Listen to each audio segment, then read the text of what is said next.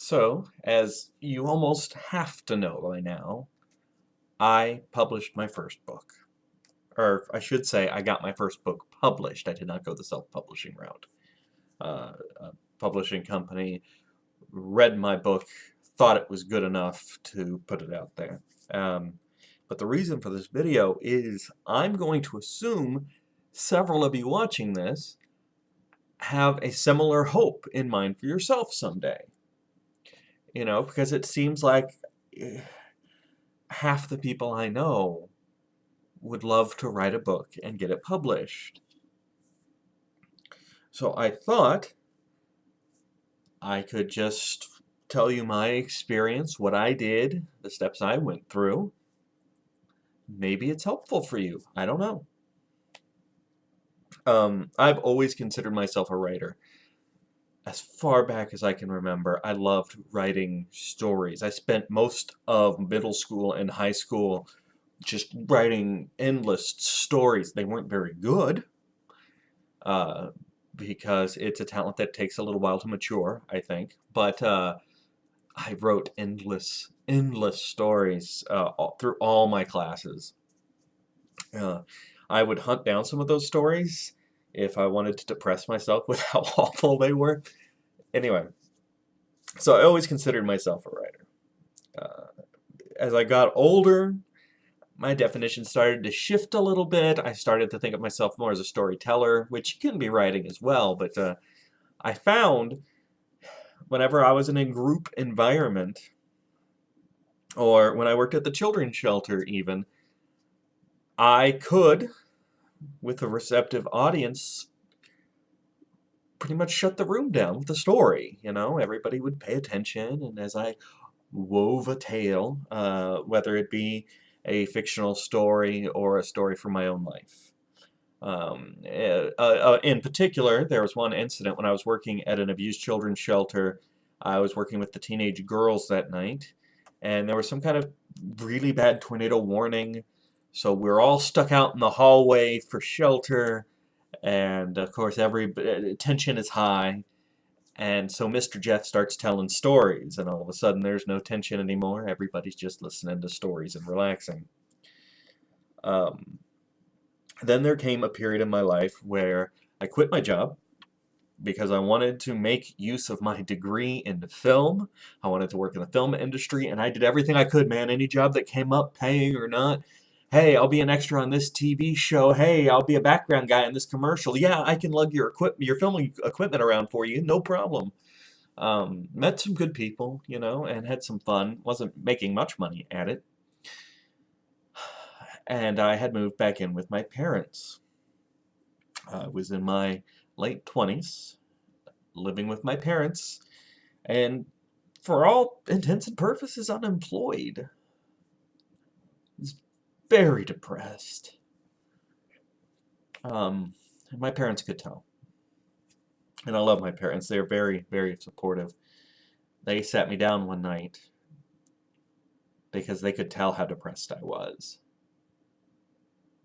And they told me I need to write because it's something I've always wanted to do, and I didn't have it in me anymore. You know, I didn't.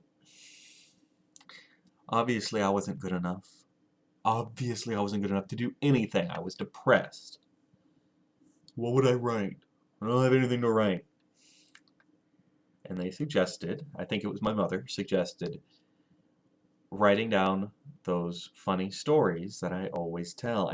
In particular, she mentioned what became the opening chapter of the book, the sock story, which I think is fun because, you know, she's more or less the villain of that piece, but she suggested it. And it is a fun story because with every telling, it becomes bigger and grander. It's as true as it ever was. I just incorporate more details and get a little bit more outlandish with descriptions. But the story is still 100% true. And I always did like books like that. I read a lot of fantasy and science fiction. In fact, if I had to pick a genre, fantasy and sci-fi, that's my jam. If I had to specify further, it'd probably be fantasy, but I like both. but I like humor. And so, two authors that come particularly to mind, Chelsea Handler and Sloane Crossley, both have books that are essentially what my book is. It's a collection of autobiographical funny stories. And I read those and I liked them. So I thought, okay, I'll give it a try. And I spent a couple of weeks writing all the stories, thanks to my parents' encouragement and continual encouragement throughout the process. And then came the hard part.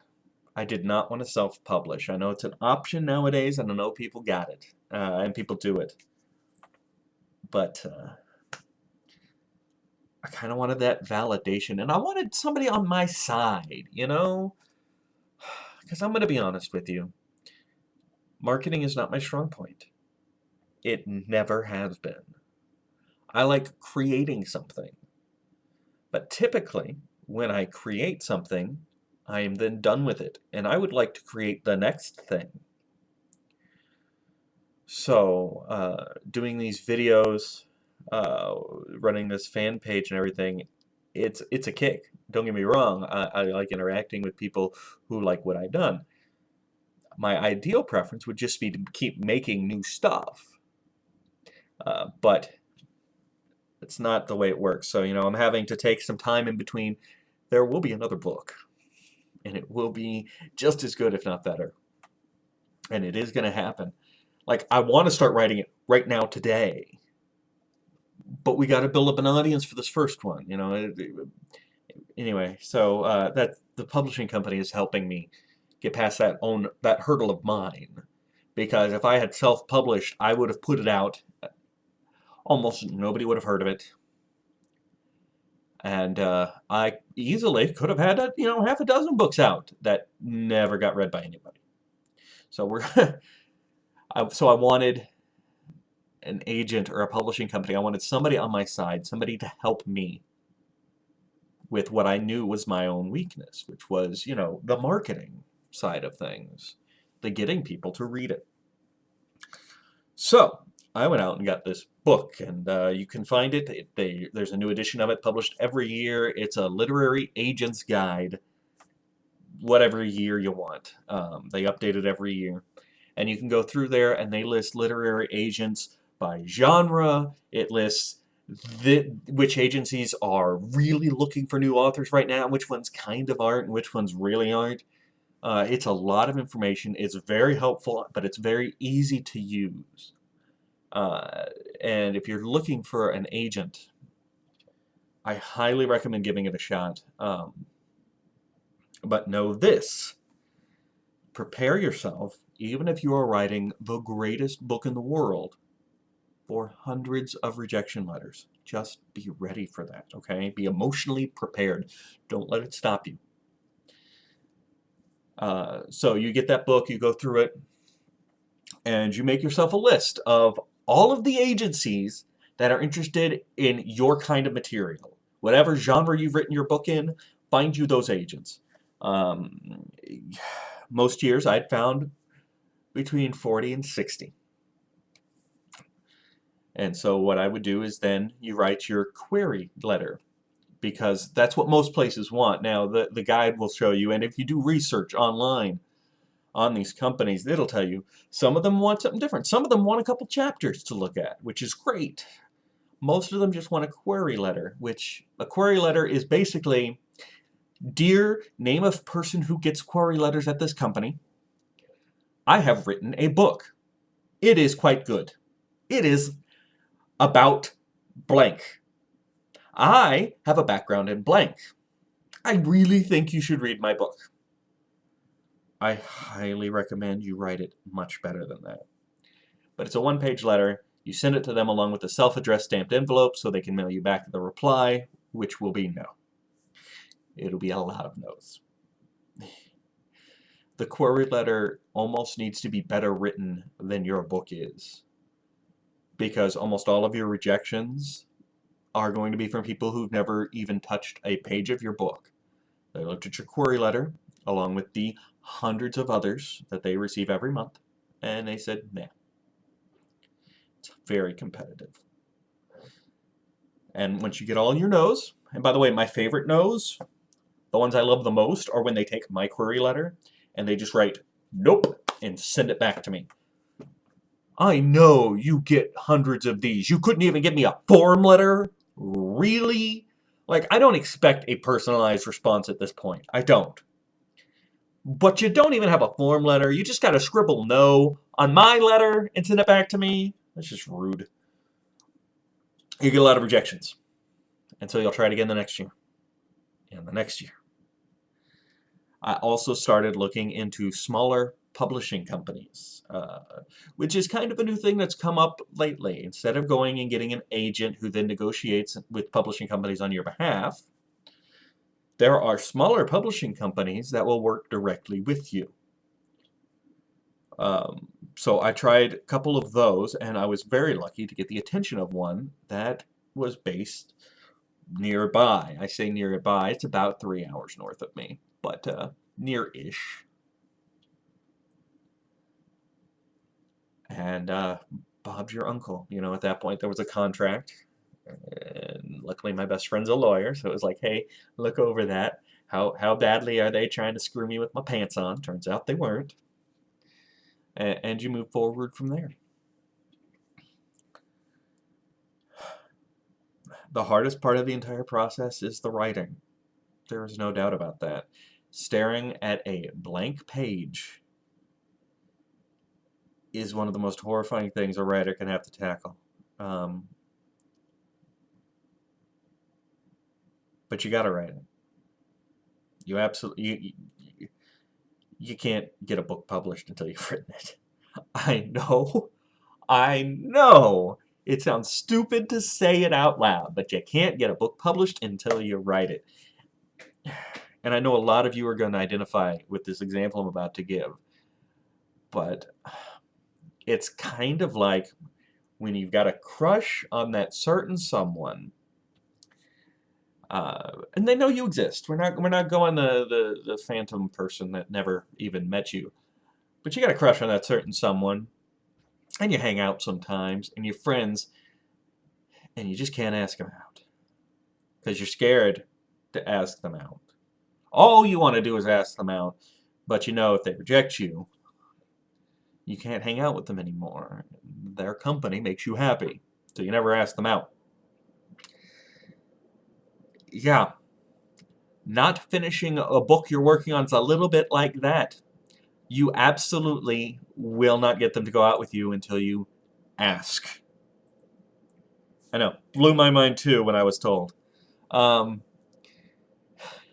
They can't reject you until you ask, and they can't say yes until you ask. You can't win unless you play. You cannot get a book published unless you write it, and I do highly recommend write the entire book first. Don't write a chapter, then edit the chapter, then edit the chapter. Write the whole damn thing. Then go through and edit the whole damn thing. Then go through and edit the whole damn thing again. And here's the fun part, is at that point, you can start looking for agents or publishing companies. And it's going to take time. And you can use that time to rewrite it again. And edit it. And refine it.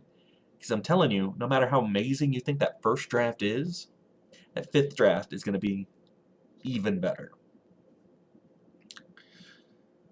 So I think I've taken up enough time. Because unless you're a wannabe writer, this video is of no use to you whatsoever. And if you are a wannabe writer, you probably already know most of this material. If you take nothing else away from this, if you want to write a book, write it. That's what my parents said to me. Write it. And it's going to be a little different for everybody. I like encouragement when I'm working on something, so I'll sometimes give little samples to friends or family just to get some encouragement to keep going. That's me. And that's also because I know my friends and family, and they will encourage me. Discouragement at that stage would probably stop a project pretty quickly. So that's something to keep in mind too, whether you just work on it in private or, share it. It's your call. Anyway, since I've gone through this whole story, I thought I would share with you Captured Live. Well, live when I captured it. You're watching a recording, obviously. I did capture the moment the first printed version of my book arrived in my apartment. I filmed the unboxing of my book because I knew it was a magical experience. The very first time that a person who has spent their entire life calling themselves a writer was able to hold their published book in their hands. So, I will say goodbye to you now and leave you with that footage. Goodbye to you now.